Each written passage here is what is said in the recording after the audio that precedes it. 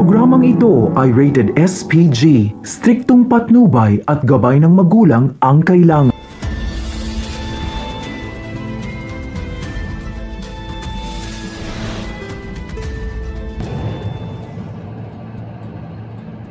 Mga kaibigan, sukdulan na nga ang kasamaan nga ni Para at hindi nga nagtagumpay ang kanyang inang si Belen na tuluyan nga itong si Mamita. Kaya naman nang mailabas na nga itong si Mamita mula nga sa ospital ay nagpresenta nga itong si Para na siya mismo ang mag-aalaga kay Mamita upang masiguro nito na talagang matutuluyan na nga ang matanda. At itinapon nga ni Para ang mga gamot na sana ay iinumin ni Mamita, subalit pinalitan niya ito marahil ng gamot na siyang magiging dahilan upang matuluyan nga ang matanda.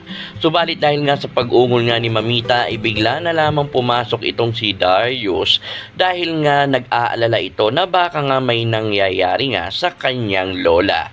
Kaya naman mga kaibigan, sa pagkakataong ito tila nagulat naman itong si Para sa biglaan ng pagdating ni Darius, kaya naman tila hindi na naman nagtagumpay ang kanyang plano na tuluyan na nga itong si Mamita. At habang pinapakain nga ni Para ang matanda ay talagang di nga mapigilan ni Mamita na titigan nga ito ng masama na siyang nagbigay nga ng kabanga kay Para.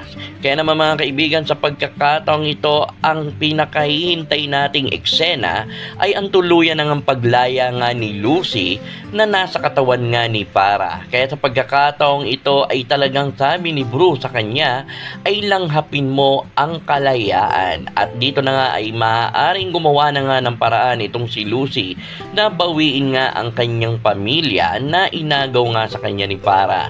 At dito nga ay talagang ipinasok niya sa kanyang kaisipan na maghihiganti siya kay Para dahil na rin sa ginawa nito at magtutuos nga silang dalawa. At dahil sa pagkakataong ito mga kaibigan ay talagang aabangan natin ng eksenang ito kung paano nga bang plano ang gagawin nga ni Lucy upang malaman ni Darius na siya nga ang totoo.